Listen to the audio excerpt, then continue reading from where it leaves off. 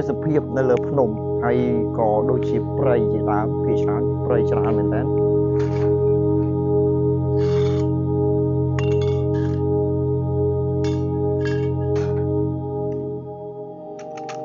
យាយរួមទៅមានថ្មចោតមើលទៅវា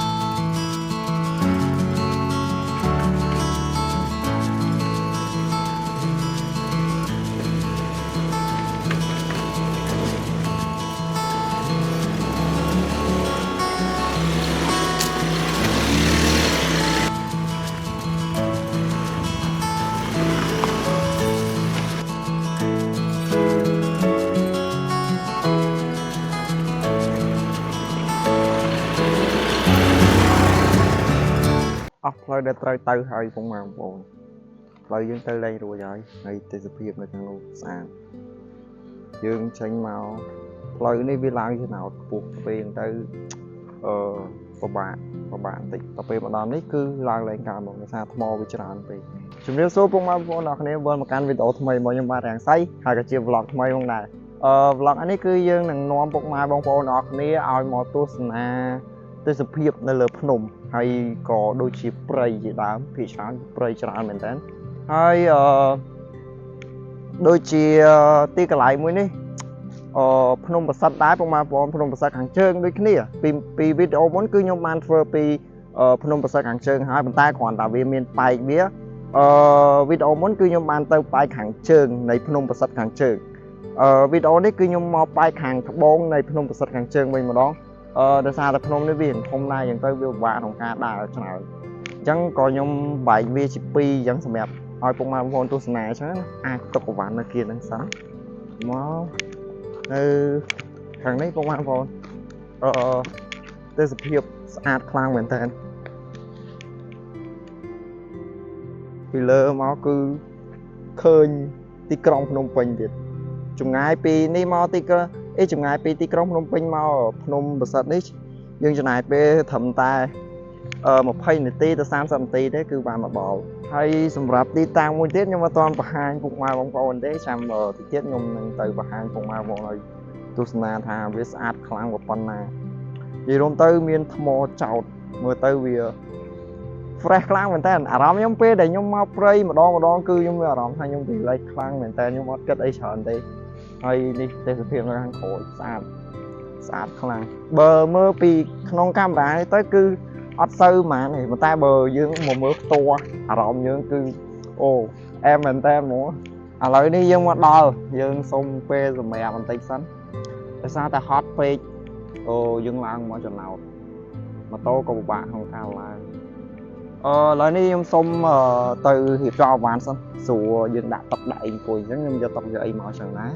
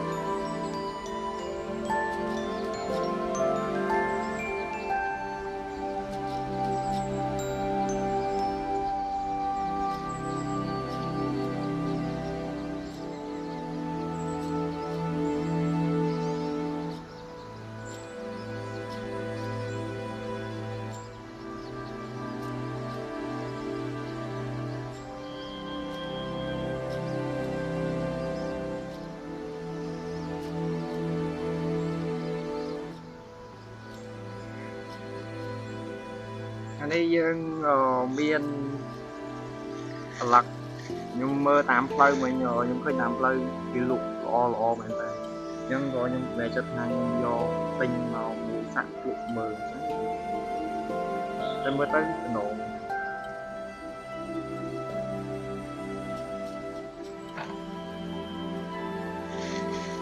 វីដេអូថ្ងៃនេះបងដែរគឺយើងមករយៈពេលមកល្ងាចទេមួយថ្ងៃទេពេលល្ងាចគឺយើងត្រឡប់ទៅវិញ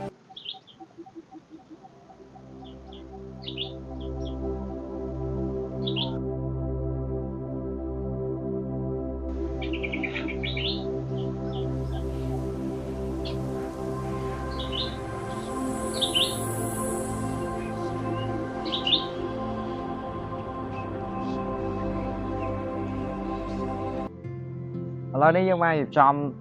តុកហើយហើយខ្ញុំយកនំមកពី3ដែរដោយសារតែខ្លាចហេវខ្យល់វាជាក់ស្រួលខ្លាំងមែនតើអូហៅថងខ្ញុំហើយ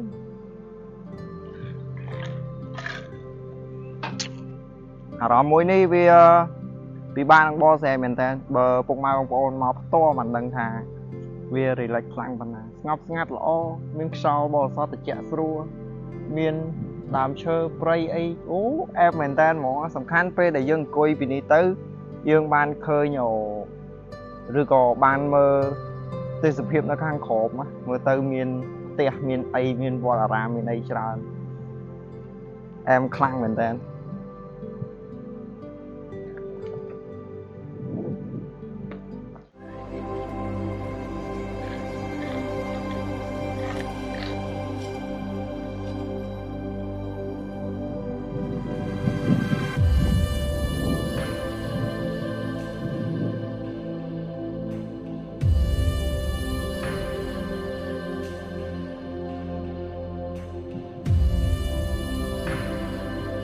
រីឡែកខ្លាំងមែនតើសម្រាប់ខ្ញុំគឺខ្ញុំចូលចិត្តរបៀបធម្មជាតិបែបហ្នឹងអញ្ចឹងហើយបានភាគច្រើនមែនតើខ្ញុំធ្វើ vlog ពាក់ព័ន្ធនឹងជាមួយនឹងការដើរលេង travel របៀបបែបផ្សងព្រេងបែបហ្នឹងគឺវាឥ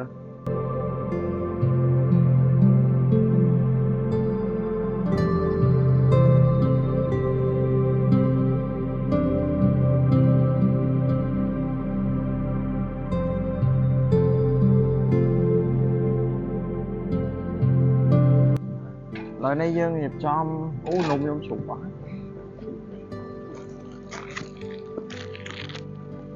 ទុកពេលនេះសិនយើងរៀបចំពុកអាឡឹកញ៉ាំសិន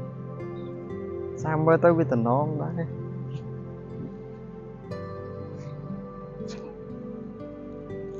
វ៉ាវហ្នឹងក្រហម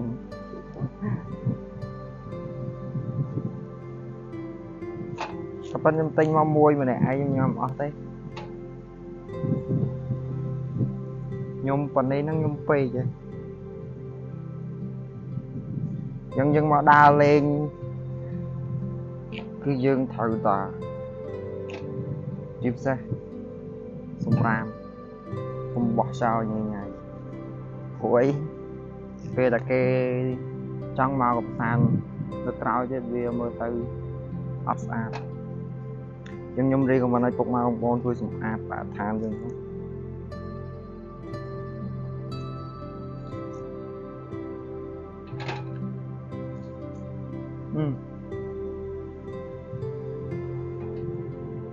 អានេះបាក់ញ៉ាំក្បាលវា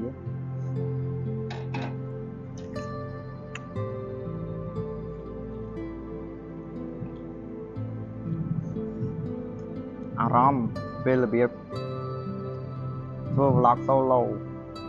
វាខុសពីអារម្មណ៍ដែលយើងធ្វើ vlog មានគ្នាពេលដែលយើងធ្វើ solo វាពិបាកបន្តិចមែនតែយើងមានអារម្មណ៍ថាយើងធូរស្បើយច្រើនហើយយើងមានអារម្មណ៍ថាសេរីភាព ឥ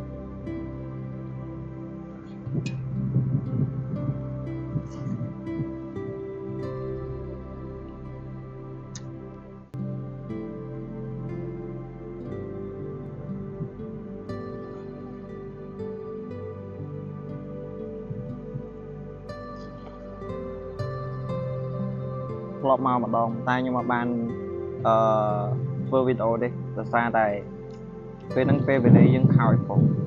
ឥឡូវនេះខ្ញុំមានពេលវេលាច្រើនខ្ញុំនឹងផលិតវីដេអូឲ្យច្រើនសម្រាប់ចែកជូនពុកម៉ែបងប្អូនទស្សនាហើយខ្ញុំដូចជាមាន plan ត្រូវចិត្តទៅភ្នំនៅពោធិ៍សាត់ទេបងប្អូនអញ្ចឹងសម្រាប់ពុកម៉ែបងប្អូនកុំភ្លេចជួយ like and follow ម្នាក់មួយដើម្បីទទួលបានវីដេអូ vlog ថ្មីៗអញ្ចឹង